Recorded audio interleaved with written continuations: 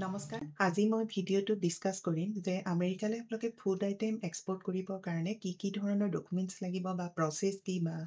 কেনেকুৱা ধৰণৰ আপুনি ফুড আইটেম মানে ৰিজেকশ্যন হয় বহুত ক্ষেত্ৰত অকল আমেৰিকাই নহয় ইউকে বা যিকোনো ধৰণৰ পৃথিৱীৰ বিভিন্ন দেশলৈ আপুনি কি ধৰণৰ কেনেকৈ আপুনি ফুড আইটেম এক্সপৰ্ট কৰিব তাৰ ওপৰত ডিছকাছ কৰিম আৰু মানে এনেকুৱা ধৰণৰ নতুন টপিকৰ ওপৰত মই আপডেট দি থাকিম যিসকলে নতুনকৈ চাইছে ছাবস্ক্ৰাইব কৰি থ'ব আৰু আমাৰ ইনষ্টিটিউটত অনলাইন অফলাইন ক্লাছ হৈ আছে জইন কৰক এবাৰ কোৰ্চটো শিকি লওক এক্সপৰ্ট ইম্পৰ্টৰ তাৰপাছত আপোনালোকে যিকোনো ধৰণৰ আইটেম অনায়াসে আপোনালোকে পৃথিৱীৰ বিভিন্ন দেশলৈ এক্সপৰ্টৰ কাম আৰম্ভ কৰিব পাৰিব এতিয়া আহক ফুড আইটেম আপুনি আমেৰিকালৈ এক্সপৰ্ট কৰিবৰ কাৰণে মানে কি ধৰণৰ আপোনাৰ ডকুমেণ্টছ লাগিব এতিয়া FDA লাগিব মানে ফুড এণ্ড ড্ৰাগছ মানে যিখন মানে ফুডৰ কাৰণে মানে ৰেজিষ্ট্ৰেশ্যন কৰিব লাগে সেইখন আপুনি কৰিব লাগিব আৰু আপুনি ফুড আইটেম এতিয়া ছাপ'জ মানে স্পাইচেছ ওপৰত আপুনি কাম কৰিলে মছলাৰ ওপৰত সেইটো আপোনালোকে বহুতখিনি মানে সাৱধান হ'ব লাগিব যাতে আপোনালোকে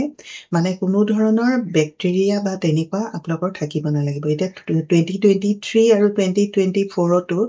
MDH যিটো আমাৰ মছলা কোম্পানী হয় তেওঁলোকৰ বহুতখিনি ৰিজেকশ্যন আহিছিলে মানে বেক্টেৰিয়া থকাৰ কাৰণে আৰু যিটো নেকি যি বেক্টেৰিয়া আপোনাৰ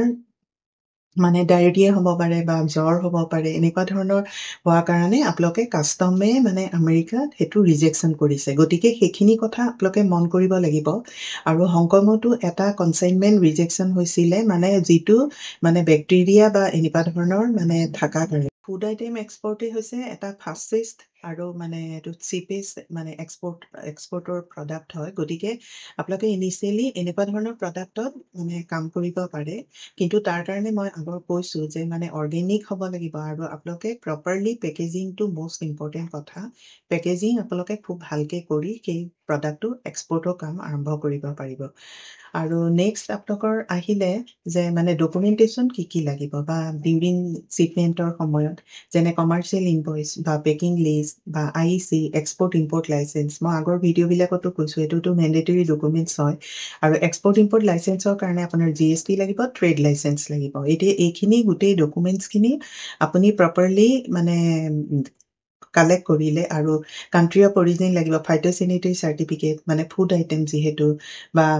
এনেকুৱা ফাচাই চাৰ্টিফিকেট চেণ্ট্ৰেল গতিকে এই ডকুমেণ্টছবিলাক আপোনালোকে ৰেডি কৰিব আৰু ডকুমেণ্টেশ্যনৰ কাৰণে ইমান প্ৰব্লেম নহয় আপোনালোকে আগতেই এইখিনি গোটেইখিনি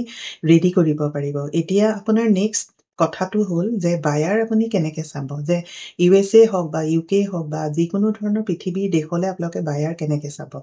এতিয়া আগৰ ভিডিঅ'বিলাকত মই কৈছোঁ যে বায়াৰ চাবলৈ হ'লে এতিয়া ছাপ'জ আপোনাৰ ফুড আইটেম স্পাইচেছ ক'ত ইউজ হয় এতিয়া ৰেষ্টুৰেণ্ট হোটেল এইবিলাকত ইউজ হয় গতিকে আপুনি যদি এটা ডাঙৰ কোম্পেনী টাৰ্গেট কৰে তেতিয়াহ'লে তেওঁলোকৰ এটা প্ৰচেছ থাকে বা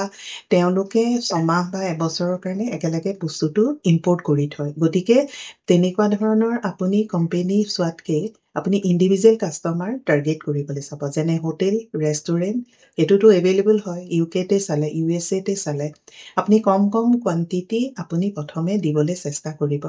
আৰু ইণ্ডিভিজুৱেল কাষ্টমাৰ বা ইণ্ডিভিজুৱেল বায়াৰ হ'লে আপোনাৰ ইমান ফৰ্মেলিটিছ নাথাকে তেওঁলোকে অ'নাৰ হয় তেওঁলোকেই গোটেই চব কৰে গতিকে সেইখিনি আপোনালোকে প্ৰথমে ইনিচিয়েলি তেনেকৈ সোমাব পাৰে US মাৰ্কেটত আৰু গ্ৰেজুৱেলি আপোনালোকে দেখিলে যে মানে যেতিয়া আপোনাৰ হৈ গ'ল আপুনি বেলেগ ৰেষ্টুৰেণ্ট বা বেলেগ হোটেলত আপুনি টাৰ্গেট কৰিলে বা কম কনচাইনমেণ্ট আপোনালোকে তেনেকৈ পাব নেক্সট আপোনাৰ এতিয়া প্ৰডাক্ট যিটো স্পাইচেছ এইবিলাক হংকঙত গৈ থাকে গতিকে হংকঙতো তেনেকৈ আপোনালোকে ইণ্ডিভিজুৱেল মানে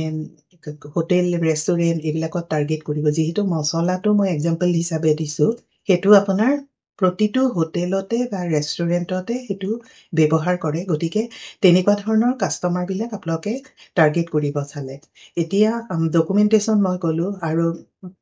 গোটেইখিনি প্ৰচেছ কৈ দিলোঁ আগৰ ভিডিঅ'বিলাকত মইতো বহুতখিনিয়ে কৈছোঁ যে ডকুমেণ্টেশ্যন কি বা এতিয়া আপোনালোকে বায়াৰ গম পালে যে কেনেকৈ আপোনালোকে মছলা প্ৰডাক্টটোৰ কাৰণে কোন আপুনি বায়াৰ হ'ব বা কোনে আপোনাৰ বস্তুটো কিনিব সেইটো আপুনি যিকোনো ধৰণৰ প্ৰডাক্ট এটা আপুনি যেতিয়া চিলেক্ট কৰিব তেতিয়া আপুনি নিজে নিজক কুৱেশ্যন কৰিব যে মোৰ বস্তুটো কোনে কিনিব বা কোন ইণ্ডাষ্ট্ৰিত ইউজ হ'ব বা